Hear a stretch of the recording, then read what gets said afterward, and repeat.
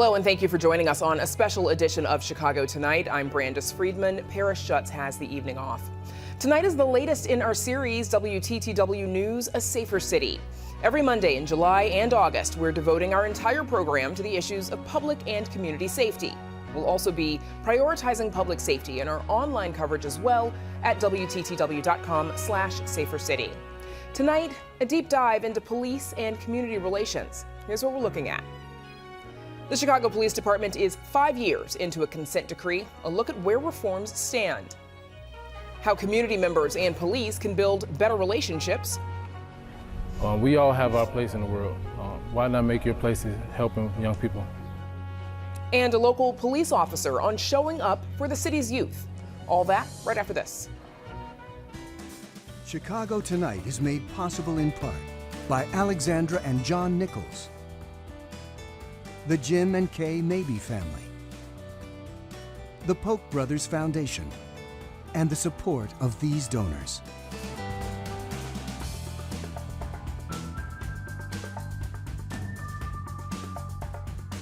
Chicago Tonight's coverage of public safety is supported by the Su Ling Jin Charitable Foundation Initiative for Reducing Violence in Chicago. The Chicago Police Department entered into a consent decree 5 years ago. The court-mandated overhaul of CPD's policies was prompted by the 2014 murder of teenager Laquan McDonald by a Chicago police officer. But some have criticized the police department's compliance with the consent decree so far, calling it sluggish. Joining us now with more are Sharon Fairley, professor at the University of Chicago Law School. She previously served as chief administrator of the Independent Police Review Authority. Robert Boyk, head of the Chicago Police Department's Office of Constitutional Policing and Reform. He's now vice president for public safety at the Civic Committee of the Commercial Club of Chicago. Sheila Betty, a civil rights attorney with Northwestern's School of Law, who's been involved in the consent decree litigation. And policing consultant Mark Buslick, a 39-year veteran of CPD. Most recently, he was commander of the 19th District on the North Side. Prior to that, he was CPD's liaison to the Department of Justice during their civil rights investigation of the department. We also invited the Chicago Police Department to join this conversation, but they declined our request. My thanks to the four of you for joining us. So let's start here. CPD, we all know, currently in full compliance with less than 5% of the requirements of the consent decree. Former Inspector General Joe Ferguson recently voicing his concerns with the consent decree being in danger of failing altogether. I wanted to get your thoughts from each of you on how the Chicago police are doing with CPD, with consent decree compliance. Sharon Fairley, let's start with you, please. Yeah, well, I think it's just been one report after another that shows that the city is really kind of underperforming relative to the expectations that they themselves set. So it's been disappointing. So it's not surprising that the community is concerned about it for sure. I think when you look at the monitor's report, she kind of attributes the slowness to a number of factors. Staffing is one problem, supervision, and then kind of weaknesses when it comes to data management and analysis on the part of the department. So those would be the areas that I think that they need to focus on to get themselves back up to speed. Bob Boyk? I think it's a real mixed bag. I think if you look at policy development, I think CPD has made some great strides there. If you look at training, I think they're really at the beginning of the road. But at the end of the day, reform isn't being seen on the street. Residents of Chicago are not seeing policing that is dramatically different from what it was several years ago. And in that regard, more needs to be done. At the same time, I think we have to be realistic about what to expect. Consent decrees nationally take about 11 years on average. As you said, we are in year 5. That's no excuse, but I think we have to be realistic about what to expect. Sheila Betty? Well, I agree with both Sharon and Bob, and I think that to say that compliance has been sluggish is really a deep understatement. You know, this consent decree isn't about checking boxes or going through a certain number of policies or trainings. It is really about changing the experience that Black and brown people have when interacting with the Chicago Police Department. And one of the things that is most distressing is that the monitor does, in addition to its reports, it does a survey, a focus group, and the most recent focus group was with young Black and Latinx men. And the findings are just devastating in terms of how often they have negative interactions, in terms of how threatening the police are, in terms of the overall sense of being over-policed and underprotected. And that is really the measure of the consent decree's failures. Mark Buslick, same question to you. Well, I think there's a more fundamental issue for me, and that is that this consent decree process did not have the U.S. Department of Justice as plaintiff. Instead, they had the State Attorney General. And that was a real loss to the city because DOJ, through their experience, understood how to get police departments to change their culture. And the Attorney General was behind the 8 ball and didn't have the expertise and the experience to be able to facilitate not just reform in the police department, that's easy to fix what's broken, but rather to put the police department on the rails heading towards transformation. And I think that's the real problem here. Bob, when you headed up consent decree compliance at CPD, what would you say were the biggest barriers or the biggest challenges to implementing change? I think first and foremost, what we find in terms of successful reform efforts, police reform efforts around the country, leadership is number one. You have to have vision at the top, and that has to drive everything you do. I think a lot of times, as Sheila mentioned, compliance was viewed as a checkbox exercise. And as a result, I think you lose some of the meaning of what is actually supposed to occur under consent decree.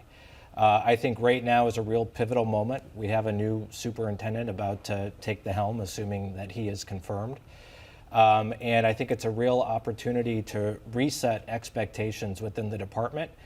And I will say from the first press conference that that Superintendent designee Snelling had, he definitely shows a depth that we've been missing. So I'm encouraged by where we're moving.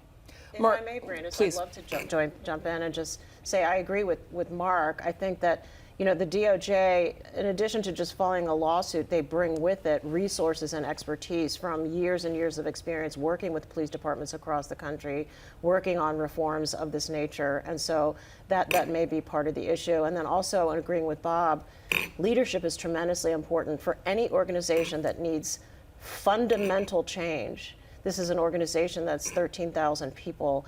In order to shift that kind of an organization, it has to come from the top. If I could just jump in with can. a point of disagreement. There's nothing magical about the U.S. Department of Justice. The U.S. Department of Justice has been the plaintiff in consent decrees across the country and has had varying levels of success. Every one of the DOJ consent decrees has taken at least 10 years, if not longer. I think that one of the real issues here is the intractability of the opposition to this consent decree, from rank and file. The political opposition to these changes is in some ways unique to Chicago. And then the other thing that the Chicago decree doesn't have, that some of the other more successful decrees have had, are limits on police power. Limits on police power to arrest in certain situations, the development of alternatives to the formal criminal legal system. Some of the most successful decrees have had those provisions. Our decree doesn't have them. So I don't know that it's so much about the DOJ as much as it is about some of the provisions in the decrees. If I could jump in, I agree that it's not about the DOJ, and I think the Illinois Attorney General has been up to the task. I disagree, however, that the rank and file are somehow, sitting behind the scenes and are, putting up stiff opposition to change. I think, again, I come back to the leadership point. I think when officers are measured against certain things, the correct things, they will do them. When officers are asked to do certain things and those things are reinforced by leadership, they will do them. I think that is what has been missing within the police department. And again, I think this is a time to turn that page.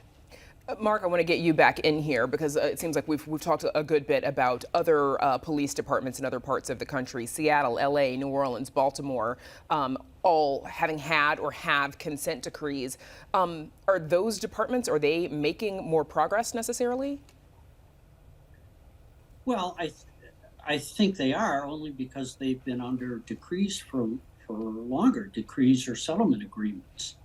It is a lengthy process, and it's not as much about paragraphs in a legal document or checking boxes as it is about changing the culture of the organization. And in some cases, it's been a negative culture. That's what needs to take place. As Bob said, it's a leadership issue, and culture begins with the leaders of the organization, includes other structures, but that's where it begins. And some agencies are more adaptable to that culture change. Again, it's not just about fixing the broken things, but it's asking the question, where do we want to be? Where do we want to go? Okay. Only the future will tell. Unfortunately, we are out of time here for this discussion. Sharon Fairley, Bob Boyk, Sheila Betty, Mark Buslick, thanks to all of you for joining us. Thank you. Thank you. Thank you. Up next, building better relations between police and officers and community members. Stay with us. Where have we been? Where are we at? Where are we going? Essentially to be able to help anyone and everyone in the community, whether that's through academic support, social emotional learning, or just providing a safe space for youth to be able to be there. This is the fabric of the neighborhood. You need to take care of the neighborhood. It's an ecosystem.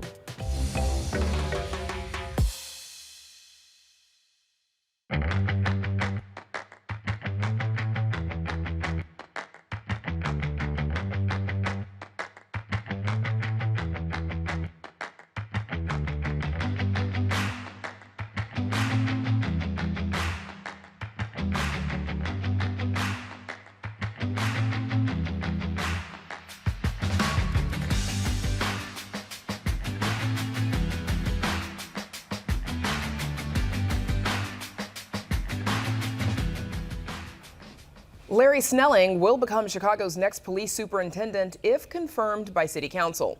He is the first superintendent designate to be selected by the newly formed Community Commission for Public Safety and Accountability. The 30-year police veteran says he vows to improve community relations under his tenure.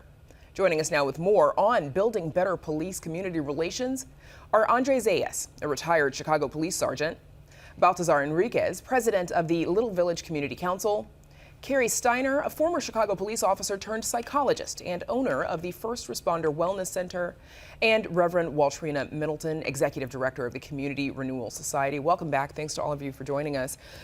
So, as we discussed, Chicago has new police leadership incoming anyway. Andre Zayas, you worked with the new superintendent or future superintendent Larry Snelling. How do you think he can build relationships between police and communities? Well, I worked alongside him at the academy and throughout our tenure in the police department. I think he's in a great position to take over the reins.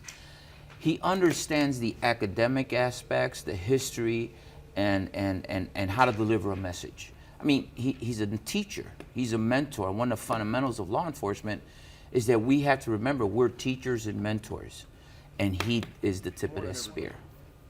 Baltazar, Snelling has vowed to make improving officer training and wellness his highest priority. He also wants to focus on crime victims and improving relationships with the community. Do you think he's set the right priorities? I mean, we're hoping that he does. I mean, especially in my community, which is an immigrant community, a community that is learning how to adapt to this new America, especially with the asylum seekers. But the problem here is when they do wrong, it's very hard for them to get reprimanded. They have a very strong union, and their union is really the problem, where they will not allow certain things to happen to them. And that's really the problem, that when there's a crime committed by a police officer, it should be prosecuted. It should not only be prosecuted because they're also disrespecting their uniform and the power that we gave them as a community to withhold the law. So that's really the problem. Are we just doing this as a show to act like there is going to be a relationship between the community, or are we really going to work with grassroots organizations. Let's go door knocking. Let's meet the community.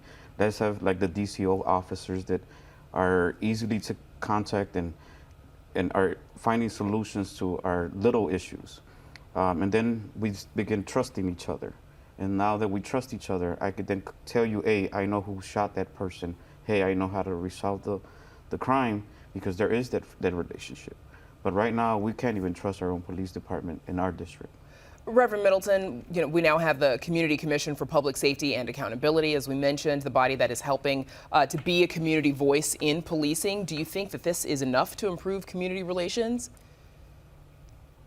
It's certainly a beginning, and I echo the sentiments shared. I think one of the concerns that I had for the new superintendent, in the comments that was made, speaking to officers can't serve without people trusting or loving them or caring about them. And for me, I think the big concern is being able to have officers that understand the critical need for them to lead in their work with love and respect and care for their community. Instead of making the officers victims, understand that there are communities that have been victimized and that have been harmed and traumatized by police brutality. And so also alongside those goals that he has set, they should also include a goal of being able to transform the thinking and the culture internally of the police department so that there is some self-accountability. And so we can do all of this work, but unless there is a systemic and systematic cultural shift and change within the CPD so that we are hiring officers that honor the value of human life and actually care and respect the communities they serve, then we will continue to have a great deal of work to do. Carrie Steiner, give us a sense of the stress that police officers feel every day when carrying out their jobs. I think that officers have a lot of stress because they're constantly being looked at. They have body cameras. People are going to watch them. People are using their cell phones to watch them. And everybody has their opinion of what should happen, despite not necessarily knowing all of the context of the situation or the law. And so it's very hard to be an officer in these days. And I think one thing to remind everybody is that Chicago police officers are part of the community. They live in Chicago and they are part of it. And being a former Chicago police officer myself, the majority of the officers want to have a good relationship with people and want to protect and serve. But unfortunately, there's sometimes that, again, community relations do go down. But this is another thing that you have to think about is officer wellness. Because if an officer is not taking care of their own emotional health, they're not going to be able to treat other people with respect because they're not even treating themselves with respect. So if you have an officer that's working a 12-hour shift and is working 18 days in a row, that is not going to be good for a human, much less than an officer who has to make life or death decisions. So we really have to look at this holistically and not put expectations on police officers that are outside of what we would expect for any other human being. Andre, we a minute ago heard Baltazar reference the union and the impact of the union on being able to implement reform. Obviously, you retired as a sergeant, which I believe is a different union from that of the rank and file. But what's your response to sort of the impact of the union and the impact that it can have on community policing and relationships? Well, we recognize that historically that there has been problems, and we have addressed those, and we continue to address those issues. As Mr. Baltazar mentioned, it seems like there's no intervention. And I've been in the world of the intervention. I've been in the world of the mental health component. Reverend, when you have an officer who's under so much stress, who has worked 14, 24 hours, I mean, that's kind of extreme, but there are those cases, having their weekends constantly cut off. I would want the community to come out and say, stop, we can't overdo this, because these officers are now coming into the neighborhoods exhausted, tired. Everything is going awry. Cognitively, it becomes an issue. It would behoove the community leaders to go to the police hierarchy and say, what are we doing for our officers? And it seems like everyone has forgotten what we see and what we go through when we go to those calls. And we live, like Dr. Steiner says, we live in the community. I'm sure you have relatives who are members of the police department. We all do. We all have a cousin. And we sit back and we talk. And I think that's what we need to do, is just continue to have an open dialogue and move forward. More conversation. Baltazar, what do you think the new future superintendent? Go ahead, Reverend Middleton, and then Baltazar, I want to come back to you. I just wanted to respond, since he directed the comment to me. I think that it's not just the responsibility of the community to go to those officers. When you take on a responsibility to serve in this role, you also have to take on the responsibility to treat people with dignity and respect. And I think that it's really critical and important to understand that when the community members offer constructive critique and feedback based on their trauma and their experiences, that's invaluable input and feedback that could help to strengthen and improve the relationship and the goals of our policing systems. And so I think it's really important not to minimize the protracted trauma that people experience when they have loved ones. They've called the officers for help in support of a loved one, and that loved one is dead.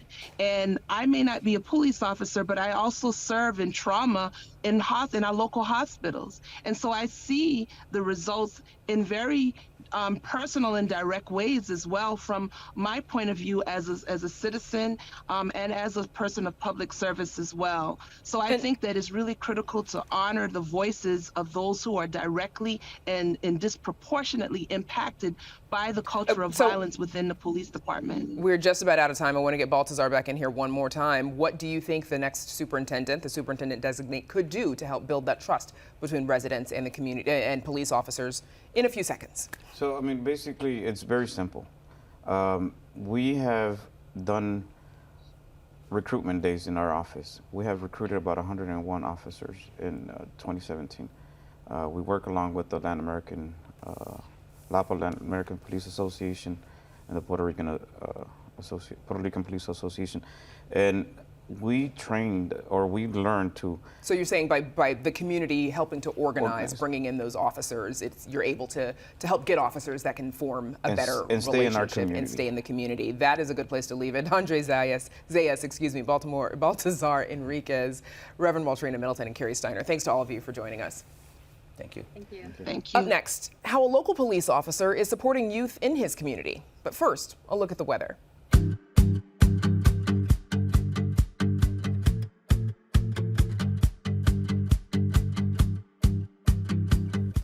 The relationship between Chicago's black communities and its police force has been strained for much of the city's history.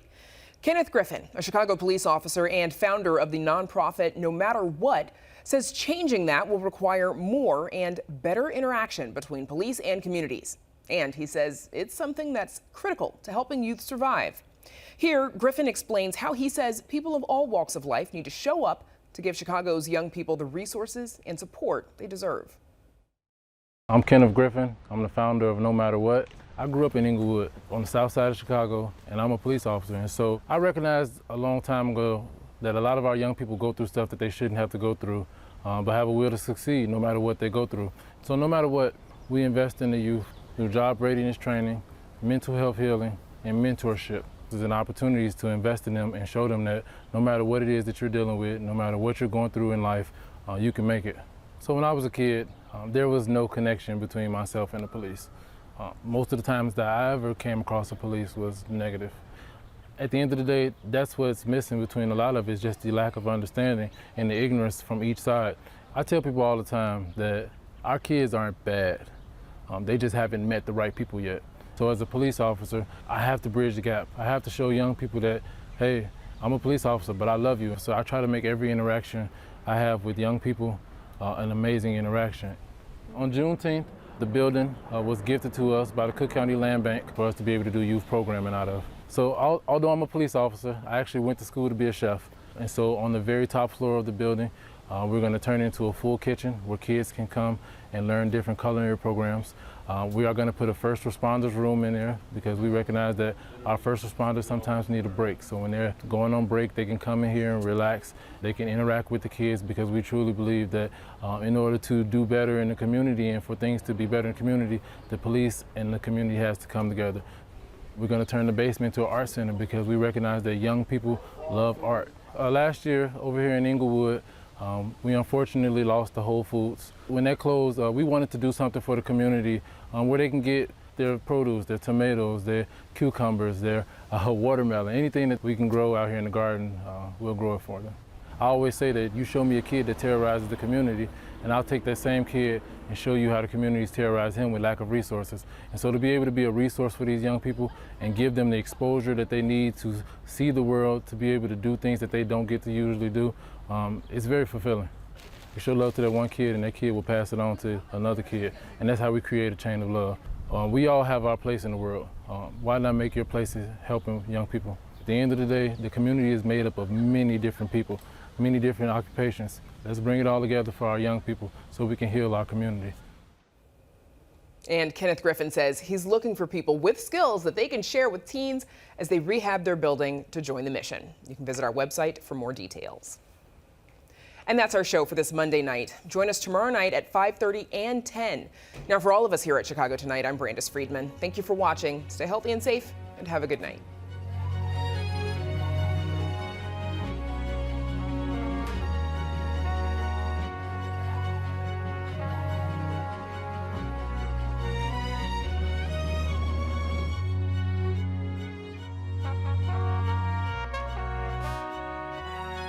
Closed captioning is made possible by Robert A. Clifford and Clifford Law Offices, a Chicago personal injury and wrongful death firm, and proud sponsor of programming that offers advice and strategies to enhance the physical and mental well-being of fellow legal practitioners in Illinois.